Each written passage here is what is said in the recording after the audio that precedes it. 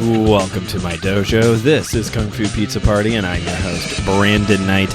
And today, we're going back to the arcade, or at least to the Google Play Store, as I'm here to sit down and to review a handful of mobile fighting games. Here on Kung Fu Pizza Party, I seek to deliver high-flying action in 30 minutes or less, and serve up some wisdom one slice at a time. Back in, it was like, I don't know, late January, early February, I think it may have been late January, I did an episode like this with mobile survival horror games. It's a genre of games I haven't really spent too much time with, and just out of ease and simplicity, I was like, I'm going to find a handful of mobile games and just try them out, and not only give a game review, as this is part of the Going to the Arcade series for this year, but also trying to find the combat lesson that this game is teaching us. A big part of survival horror is survival.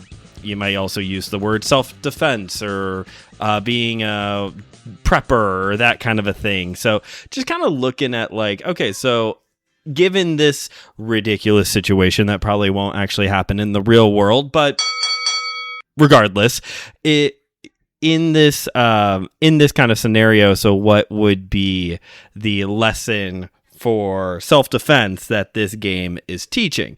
Doing that again here today, but this time more in the lane of what would come up on a martial art pop culture podcast, looking at fighting games that are on mobile. And just like last time, I've got 4 games for us here today.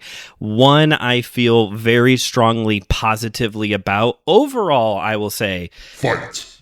Before we get too far into the nitty-gritty of this episode, overall, I would say my gaming experience was more positive than last time.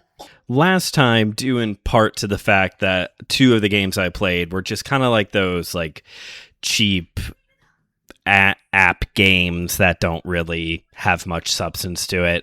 The pendulum swung pretty hard. It was 2 games that I was like, man, this is not great. And then one game that I just was bad at. It was Hello Neighbor. I was terrible at it. And even you can go on the Studio 219 YouTube channel and watch me be awful at it. And then the really good Resident Evil mobile game. This time is a little bit different. Overall, I would say all 4 games that I played, I enjoyed and were very good quality. If I was to pick a game that was what was the best not game experience, but the best graphically, what was the best game, it would be hard for me to determine, because all of these games do look really good. None of these are cheaply made app games. These are all pretty good visually. They're all very good, and 3 of the 4 are games that you will recognize, IPs that you will recognize immediately. Let's get started then. As we get into the world of mobile fighting games, let's start off with the game that I did not know, that is not a major IP, and that is the game Vector. Both times I went to my app store to look for games. For the first game, for the first episode, the survival horror games, and then for this one of mobile fighting games, Vector came up both times as I was doing various searches to try and find games. This game came up both times, and I am excited to report to you all that Vector is not a survival horror game or a fighting game. It's neither. It's neither. If I had to pick one, I would say I guess it falls a little bit more towards the survival side of things, because there is no combat elements within this game. You are on the run. I'll explain the basic game mechanics here or whatever here in a second, but it did come up both, and since it popped back up when I was looking for fighting games, I was like, okay, fine, let's just do this and just see which one is it. And it's really neither. If I had to pick a side, like I said, it's probably more of a survival game than a fighting game because there is no combat in this game. So in this game, you are playing as Vector, or at least I'm assuming that's the character's name. And you are on the run from another guy who is chasing you down, trying to capture and then tase you. Like I said, it leans a little bit more survival because you are on the run from something. And not only are you on the run, this isn't just like Subway Surfers or something like that. No, you are parkouring your way through this linear side-scrolling course. So for the bulk of the game, you are tapping the screen to activate different vaults, dives. I think there may have been some kind of like zipline thing to go down at some point. So yes, we have another game that is having some form of parkour elements in it. This came up in the survival horror game with whatever app game I was playing, where there was just like hordes of these monsters and zombies coming after you, and you had very basic parkour, tic-tac, dive roll kind of skills to help you get around and survive various waves. In that episode, I did incorrectly say that I at some point need to play Dying Light, and I inaccurately said I need to try to play Dead by Daylight, and what I meant was Dying Light. Dying Light is this like survival zombie game that has parkour elements and warrior elements in it, and you actually have to do actual things. You have to input combinations in order to do the different skills, because once again, this is another app game with parkour in it, and I'm incredibly bored. Like, maybe visually, like I said, all of these games this round, great to look at. Love they put some time into this game. It runs really well. As a game, I have actually nothing really bad to say about it. I think it is worth checking out if you like the kind of like side scrolling. Again, there is no combat in this game. That's like the one thing I wish, if it's going to come up when I search for fighting games, I wish there could be some like counter element where if you are about to get captured, you can put in like a tap combination, swipe combination that pulls out some like cheat 720, some like trick kicks, so that way you can knock the guy away and continue down the map before you get captured, but that doesn't happen. But it's an enjoyable game, but if mobile doesn't seem to be the avenue to which you could play a game with parkour in it that feels like you're actually doing something. Like I want to like have to do it, like I said, I want to input things so that way I can actually do the different techniques, or even if it's just like up is this, down is this, A is this, B is this. Like, even I want more than just tap the screen at the right time. But maybe mobile's just not the right place to play a parkour game. And there are, like I said, Dying Light as an example of like a game that does actually have some inputs, so that way you're doing some parkour ninja warrior type stuff. Is it a bad game? No, it's actually not a bad game. Is it just not what I'm looking for? That would be it. It's just not exactly what I'm looking for. I don't think it's a fighting game. I wish it had those counter elements like I described. I think that would help a little bit. Even if it was just like repeatedly tapping the screen a bunch in order to like charge up a counter kick attack. Like just something is just missing like a dash of something that would make a person like me really enjoy the game. And obviously from the fighting standpoint, is parkour something that could really help you in a combative situation? If you are being chased down by someone who's trying to tase you, could parkour really help you? And if this is a movie scenario, then the answer is obviously yes, because Jackie Chan has built his entire career off of it. In an legitimate self-defense environment, I think within reason, there are some parkour skills that could help an individual. I don't think you need to handspring your way away, handspring away from bad guys, but knowing how to safely tuck and roll, know some basic, like how to scale or get yourself over an object, like a basic safety vault or speed vault, just something real simple. Even maybe like a tic-tac, or learning how to land on your feet or land in a slap out, so that way you're just reducing the risk of personal injury while you're trying to escape. Parkour is really cool. Warrior is really cool because it does, like I said in the survival horror episode, it does just open up avenues for you to be able to travel that is more than just staying on the ground, or puts obstacles in a way that could help you. Is it like a mandatory thing that you should train in for self-defense purposes?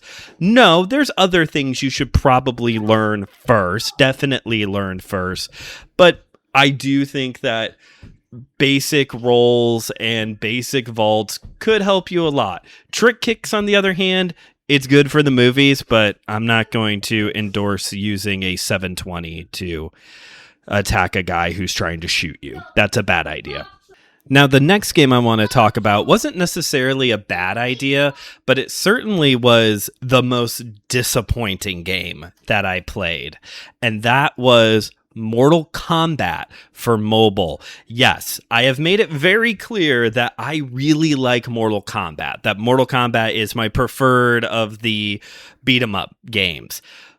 This was not good. I did not enjoy this. Again, not for a lack of visuals. It looks great. And apparently this is a mobile version of Mortal Kombat 10. For those of you trying to keep up with the timeline, this is a mobile version of Mortal Kombat 10. I don't know if that technically makes it a port since it's being taken from the format to mobile. I guess so. Or if it's just a reimagining. I think the next game up could be labeled a port. But this one, not great. And it's a little bit more than just this is just not what I want. In Mortal Kombat for mobile, you fight in a team of 3, so it's a trios match. I had Reptile and Scorpion on my team, and someone else, I don't remember, like a filler character, I don't remember who my third was now. But you fight as a team of 3, knocking out trying to be the team that survives a 3-on-3 matchup, okay? There's a ton to unlock. There's even more that you can pay to unlock, upgrades, additional characters, the whole bit, special events, the whole bit. There's a lot there, and it's a lot of pay to play. Like you could dump a lot of money into this game, but button mashers already have a bad reputation within certain areas, or from certain gamers, for just being like mindless, like tap, tap, tap, tap, tapping. Yeah, this game really doesn't help those charges whatsoever. To play Mortal Kombat on mobile, you're literally just tapping the screen. Tap, tap, tap, tap, tap, tap, tap, tap, tap. That's it. You tap your opponent and stuff happens. I could not figure out for the life of me if it really mattered how many times I tapped it, where I tapped it, or if it was all just random, how the attacks would work. There had to be some combination thing, because every once in a while, an arrow pointing up, down, left, right would pop up on the screen, and if you swiped some, not like finisher move, but like using the wrestling mentality, like a signature move would pop up, like a reverse back kick or a sword strike, that kind of thing.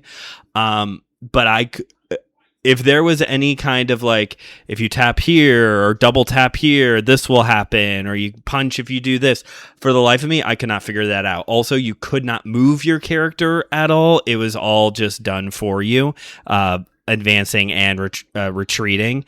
So yeah, it was very boring for a Mortal Kombat game. It was really boring. And on top of that, there was like no fatalities.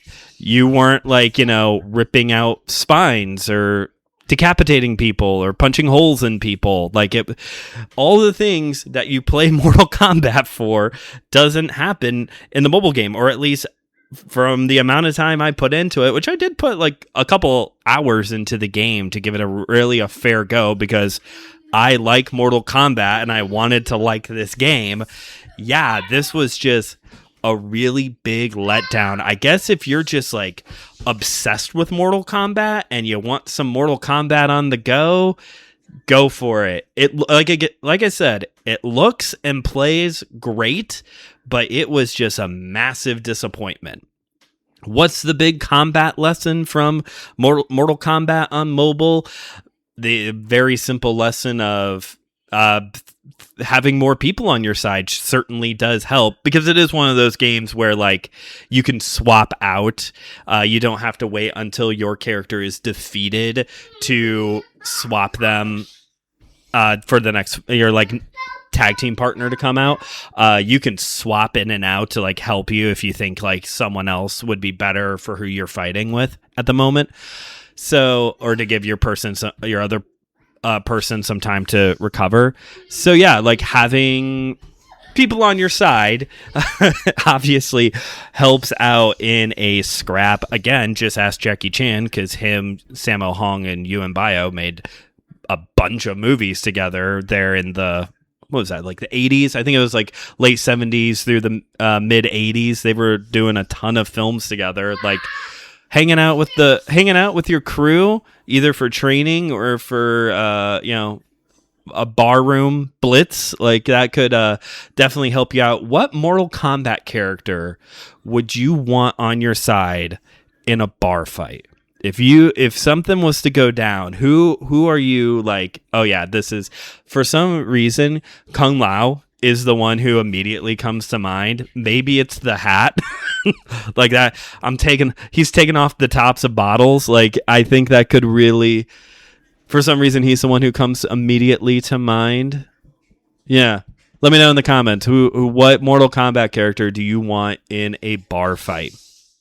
So like I said, this game doesn't really fight the allegations that like fighting games is just mindless button mashing. And I know what you're thinking, Brandon, it's a mobile game. What did you expect? There to be like almost like a tiny controller that pops up on the screen when you were when it was time to fight your opponents? Like, what did you expect? Well, apparently that does exist, because you could just play Street Fighter 4 CE. Seriously, Street Fighter 4 CE, which stands for Champion Edition, is a port of Street Fighter 4. And when you start your round, in the lower left, there's up, down, left, right, and in your lower right, there's a little ABC pad, like ABCD pad. Yeah, and you can actually input things. You can move your character. Big thing here, folks. You can move the character around, left, right, jump, crouch. There's different block. There's one for block. There's punch, kick. You could do combinations. You can unlock, your Hadouken, like the whole bit. And it was by way of fighting games that I did for this episode. This is the purest fighting game. And if you're going to download a mobile game to have a fighting game experience, this is the winner. There's one more game I want to talk about that was still my favorite, but this was the one that if you want a pure fighting game experience, Street Fighter 4 CE is the way to go. Like, it's like playing an arcade game on your phone, because it actually has a little thing there that you could do combinations with. From playing this game, and also from something else that I'm working on for a future episode, been playing a lot of Street Fighter lately. More on that in the future, once we get closer to the new Street Fighter movie. But as I've been playing more Street Fighter, I've begun to realize that of all characters, M. Bison is my guy. Like when I play Street Fighter, I have to play as Ryu and I have to play as Kun Lee. Don't at me. Like I have to do some things that are like, okay, I'm playing the game. I gotta experience it this way. But then when I start fiddling around with other characters, usually M. Bison is like my guy for these. Any kind of character who has like, I can't think of the one character's name right now, but he does like, well, Guile does like the suplex, or the German suplex, I should say. And then I can't think of the other character's name, but he does like a series of pile drivers. Like any of those kind of characters that starts pulling out like the big pro wrestling moves, those are the ones I gravitate towards more than like the whatever that ridiculous Ryu spinning hurricane kick thing that he does. Super cool looking. I know some trickers are starting to figure out how to do it. Proud of you guys. But like, yeah, any of these like more of the like villain characters who are doing like big like pro wrestling suplexes, they're the ones who are starting to click for me when I play Street Fighter. So we're almost out of time, but I got one more game to play to talk about. Use your words correctly. You're almost out of time, Brandon. So for the best pure fighting game experience on mobile, Street Fighter 4 Champion Edition. Okay, go check that out. My favorite game, though, that took what Mortal Kombat Mobile was trying to do and perfects it 1,000%. Power Rangers Legacy War. This was my favorite game that I played. It has a similar structure to the Mortal Kombat game where it's a 3-on-3 matchup and you're actually not inputting anything to do like specific techniques. At the same time, though, one of the big differences that makes this game so much better and so much more fun is the fact that you have like a stamina meter bar thing, and you have a series of attacks that you can do. And they're all worth so many stamina points. So it becomes more of a strategy game than it does a fighting game, in the fact that instead of doing, AA up, B, whatever, like up, down, down kind of thing, you're trying to make sure you don't run out of stamina so that way you're not like just standing there blocking these big attacks from your opponents, and that you're using good attacks to wear down your opponent. It's more of a thinking game, and I really like it for that. Plus, as opposed to the Mortal Kombat game where it was like all three characters basically do the same thing, you have a lead in Power Rangers Legacy War. You have a lead and you have two supports. And your lead basically functions as a typical fighting character, kicks, punches, the whole bit. Your supporting characters, though, they are swapped in to do a big attack and then retreat back. You get one health bar and one stamina bar to share between all three of you. But basically, your lead does the main combat, and then you switch out your different supports. They come in and do some big attack to try and like level the playing field kind of thing. And the big combat lesson from all of this was the fact, for me at least, what worked the best was learn a range weapon. Because for the supports, there's like two different kinds of attacks. There's the kinds of characters who do like some big beast, pick up and throw, super attack, super kick it attack thing. And then there was Kimmy with her bow and arrow, and that's all I wanted. Like the ones who had like blasters or some kind of like shooting from a distance, the attack could still potentially miss or be blocked or countered, but I always had a higher percentage of success in landing the attack when it was a range weapon versus calling in one of the characters that did like some attack combination kicks and punches. Also, for those of you who are like, but I really like Street Fighter, hey, you can unlock Street Fighter characters in this game that already has a ton of characters to unlock. It's like every Power Ranger character ever is available in this game, it would appear. Like, whether it's the original Mighty Morphin or the spin-off, it's Legacy, the one movie spin-off, like, it's Legacy Wars. It's all of the available characters. You can have villains on your squad. Like, it's a lot of fun. And like I said, because of the whole, like, strategy element, like, that definitely made the gaming experience better for me and was certainly an improvement from the Mortal Kombat mobile game. So again, the best pure fighting game mobile experience I had was Street Fighter 4 CE. The best game I played of these 4 games, however, was Power Rangers Legacy War. So take that for what it's worth. I would definitely recommend playing both, but just depending on the kind of person, or IP, even IP wise, I guess it doesn't matter, but depending on the kind of person you are, you know, take that for what it's worth. I ain't being paid to endorse any of these games, so do what you want with that. But that's it for today's episode. Thank you for listening. If you haven't yet already, please rate and review this show wherever you get your podcasts, and pass this episode along to a friend.